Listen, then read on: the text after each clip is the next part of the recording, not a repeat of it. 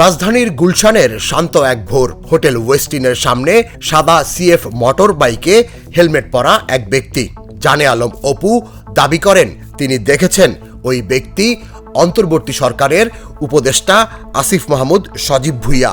এখান থেকেই শুরু চাঁদাবাজি কাণ্ডের নাটকীয় অধ্যায়। ওখানে টাকার ব্যাগ নিতে কালো টি শার্ট পরা যে ছেলেটা ছিল সেটা ছিলাম আমি। অপুর ৩৫ মিনিটের ভিডিও বার্তা সামাজিক যোগাযোগ মাধ্যমে ছড়িয়ে পড়তেই দেশ জুড়ে শুরু হয় আলোচনার ঝড়। তিনি জানান, বৈষম্য বিরোধী আন্দোলনের বহিষ্কৃত নেতা রিয়াদের সঙ্গে সাবেক এমপি শাম্মী আহমেদের বাসায় গিয়েছিলেন ১০ লাখ টাকা চাঁদা নিতে। তার দাবি, নির্দেশ ছিল ১ কোটি টাকা আনার। অপুর প্রশ্ন ছিল, ভোর ৫টা থেকে ৬টা পর্যন্ত পুলিশকে নিয়ে অভিযান চালানোর বিষয়টি কেন গোপন রাখা হলো, আর কেন শুধু টাকা নেয়ার ফুটেজই প্রচার করা হলো। ওই বাসায় অপুদেরকে ডেকে নিয়ে যাওয়া হয়েছে, অপুরা নিজে থেকে শাম্মী আহমেদের বাসায় ভিতরে যায় নাই। এবং দেখেন, আপনারা ভিডিওতে দেখছেন অপুর পাশে একটা ব্যাগ রাখা হয়েছে, সেখানে দাবি করা হয়েছে যে ১০ লাখ টাকা আছে ওই ব্যাগের মধ্যে। ওই ব্যাগটা কি ওরা জোরপূর্বক চাঁদা হয় কিভাবে? জোরপূর্বক টাকা আদায় করলে চাঁদা হয়। কিন্তু পাল্টা গল্প শোনান অপুর স্ত্রী আনিশা। বৃহস্পতিবার সংবাদ সম্মেলনে সম্পূর্ণ ভিন্ন আর চমকপ্রদ এক অভিযোগ করেন তিনি। বিএনপি নেতা ইশরাক হোসেনের লোকজন তার স্বামীকে অপহরণ করে নির্যাতনের পর ভিডিওতে ওই বক্তব্য দিতে বাধ্য করেছে। তার দাবি, অপু নির্দোষ, সবই ছিল রাজনৈতিক ফাঁদ। ওকে কিন্তু 7:30 বাজে অ্যারেস্ট করে 11টার পরে অ্যারেস্ট দেখাইছে। এই যে 4 ঘন্টা এবং 4.5 ঘন্টার সময় অপুকে অমানবিক নির্যাতন করা হয়েছে। এদিকে উপদেষ্টা আসিফ মাহমুদ সজীব ভুইয়া দাবি করেন, ২০২২ সালের পর থেকে অপুর সঙ্গে তার কোনো যোগাযোগ নেই। ওয়েস্টিনের সামনে দেখা হওয়ার বিষয়টি তিনি মনে করতে পারছেন না বলে দাবি করেন।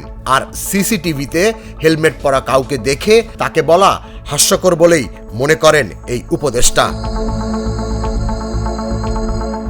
বিশেষজ্ঞরা বলছেন, অপুর ভিডিও দেখে এটা স্পষ্টতই প্রমাণিত, তাকে কেউ অপহরণের পর জোর করে এই বক্তব্য দিতে বাধ্য করেনি। এর কারণ হিসেবে তারা বলছেন, কথা বলার ধরন, বডি মুভমেন্ট বলে দেয় অপু এই ভিডিও নিজের রেকর্ড করে সত্য ঘটনা বলার চেষ্টা করেছেন মাত্র। আপনাদের যে সমন্বয়করা গত বছর আন্দোলনে আপনাদের কাছে মহানায়ক ছিল, তারা হয়ে গেল চাঁদাবাজ। পাশাপাশি উপদেষ্টা আসিফের ভোররাতে ওয়েস্টিনের সামনে অপুর সঙ্গে দেখা হওয়ার বিষয়টি মনে না করতে পারা সন্দেহের সৃষ্টি করে বলে মনে করছেন বিশেষজ্ঞরা। বিশেষজ্ঞদের মতে, অপুর স্ত্রীকে দিয়ে বিএনপির উপর দোষ চাপানো এক ধরনের রাজনৈতিক কূটকৌশল মাত্র।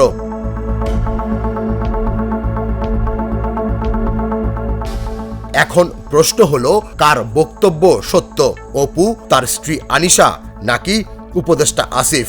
অপু কি নিজের প্রাণ বাঁচাতে সব সত্য বলে ফেলেছেন, নাকি চাপের মুখে সাজানো গল্প শুনিয়েছেন? আর উপদেষ্টা কি সত্যি এই ঘটনার বাইরে? কেন জড়ানো হলো বিএনপি নেতা ইশরাককে? গুলশানের সেই রাতের রহস্য এখনো উন্মোচিত হয়নি। সত্য লুকিয়ে আছে কারো মুখে, কিংবা হয়তো সিসিটিভির ফ্রেমের আড়ালে। তুষার ইসলাম, জাগো নিউজ।